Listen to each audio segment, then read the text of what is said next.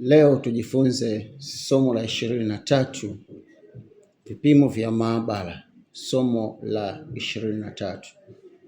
Tukumbuke kwamba masomo yote sasa hivi tunayojifunza yanaambatanishwa pamoja na somo la figo. Kwa hiyo somo la 23, vipimo vya maabara, EGFR ni nini? EGFR ni nini? Ni kipimo gani? Unaweza kuona creatinine ya kawaida.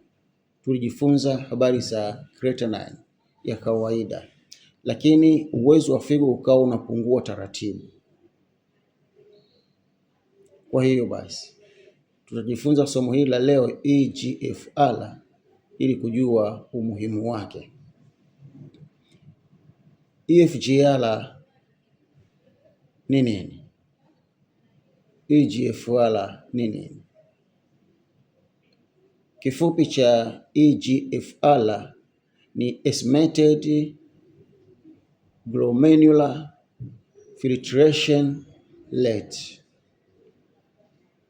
Ni kipimo kinachoonyesha figo zinachuja damu kwa kiwango gani. Hii EGFR ni kipimo kinachoonyesha figo zetu zinachuja damu kwa kiwango gani. Kwa nini EGFR ni muhimu? Kwa nini hiki kipimo ni muhimu? Ni kwa sababu kinatupa kujua nguvu ya figo. Figo ina nguvu kiasi gani katika utendaji wake. Lakini pia inatupa kufuatilia magonjwa ya figo kwa urahisi zaidi, magonjwa mengine ya figo. Lakini pia inatupa kujua hatua za huo ugonjwa wa figo. Figo inaelekea sasa kwenye hatua gani, inatoka kwenye hatua gani. EGFR ikiwa chini inaweza kuonyesha nini?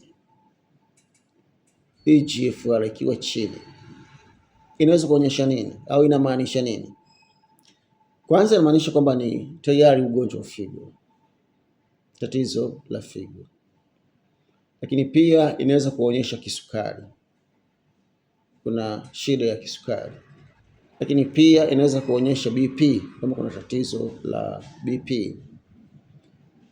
Lakini pia itaonyesha uharibifu wa ini wa figo kwa muda mrefu.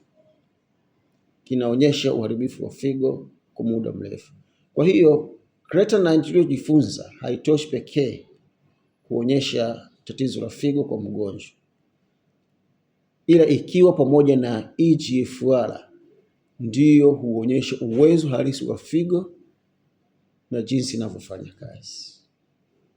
Basi kwa ufupi na kwa lugha rahisi, vipimo vya maabara ni foro tujifunze zaidi afya na vipimo vya maabara kwa lugha rahisi, hasa nyakati za figo.